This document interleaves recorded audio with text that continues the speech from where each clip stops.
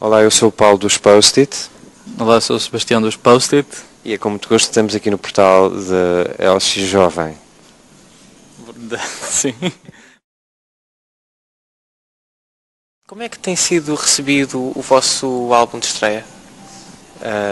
Eu acho que tem sido recebido muito bem, tivemos críticas interessantes, inteligentes, tem corrido bem, eu acho.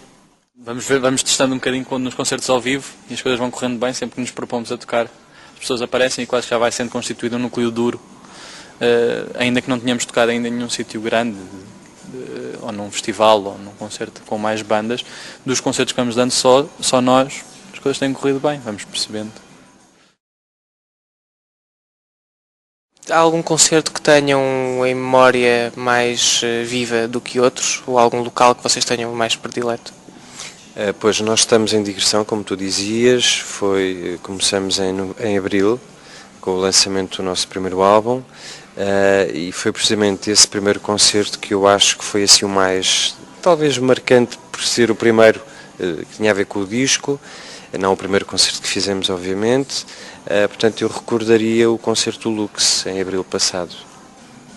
Eu recordaria o concerto da ZDB há 2 anos, sensivelmente, não é? Que foi ainda numa fase de composição e entrada para estúdio, foi quase um teste das músicas que nós estávamos a gravar e acabou por correr muito bem. Diferente, obviamente, deste do Lux, que não tão certos em termos... O engraçado era esse, não estarmos tão certos mesmo em termos musicais daquilo que íamos acabar por fazer, mas que acabou por correr muito bem. E foi assim um teste bom ao vivo. O portal Lisboa Jovem fez pela primeira vez um passatempo em que convidou os utilizadores do portal a fazer perguntas que depois iríamos fazer por uma banda, neste caso os Post-it. A primeira pergunta que temos aqui é de Frederico Prudente, que pergunta: no primeiro álbum dos Post-it, as referências dos anos 80 são muito notórias e igualmente assumidas pela própria banda. Num segundo disco, pensam manter as mesmas tendências?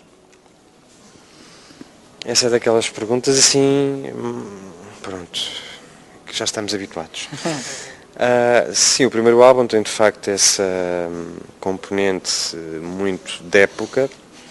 De facto, estão lá referências, como em qualquer disco há sempre referências. Obviamente, no segundo disco eu acho que vai haver alteração de percurso. É qualquer coisa que já conversamos entre nós, vamos muito brevemente começar a trabalhar nisso, já temos algum trabalho feito, de resto. Eu não posso adiantar assim muito mais, porque isso só se poderá dizer ou ir falando à medida que o trabalho se vai desenvolvendo, mas de qualquer maneira temos em ideia fazer, enfim, algumas alterações. Não sei, o que é que tu achas? Não me chamava alterações, eu se calhar acho que era um amadurecimento de ideias, não é? Portanto, se calhar nos primeiros discos sente sempre mais as referências que a banda teve e depois elas acabam por se dissolver e criar o teu próprio espaço. E acho que na prática é isso. Alterações é uma frase que não é correta. Não, mas vamos mudar de polo. Sim, não, sim. Vamos simplesmente fazer como fizemos no primeiro disco, música que gostamos. Obviamente no primeiro disco havia referências mais imediatas porque nós próprios também estávamos mais a conhecer-nos, portanto elas acabam por cair um bocado por abaixo, mas nós não as vamos esquecer, não é uma questão de tempo. Ora, o primeiro disco é anos 80, o segundo...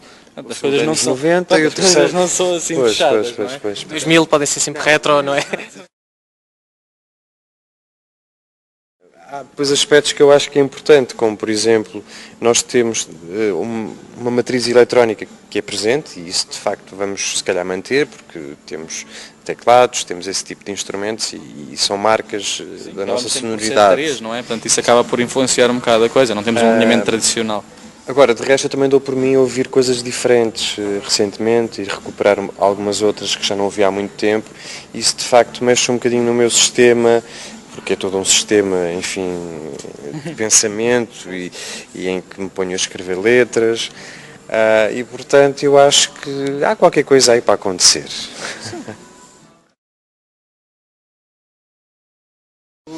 Nós temos aqui post-its com a votação, portanto de 1 a 10 é a escala. Isto parece quase o Euromilhões, não é?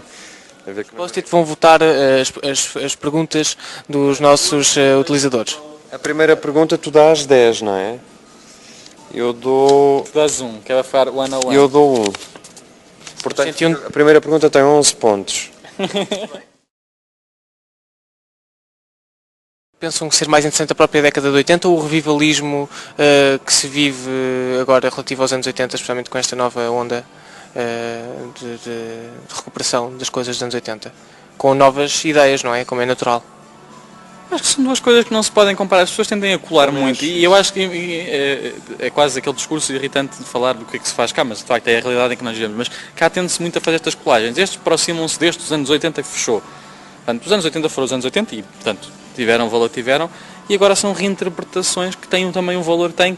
Portanto, são mutações que nós fomos analisar. Já nos anos 90 havia tendências que estavam mais para trás e algumas delas até coladas aos próprios anos 80. Portanto, há quem nunca se tenha distanciado deles, portanto, até por aí. Há quem tivesse a viver os anos 80 nos anos 70 e quem continua a ver os anos 80 e que nunca tenha saído lá, enfim. Enviosado, não é? Acaba por ser assim, nada é fechado. Portanto, a pergunta acaba por ser...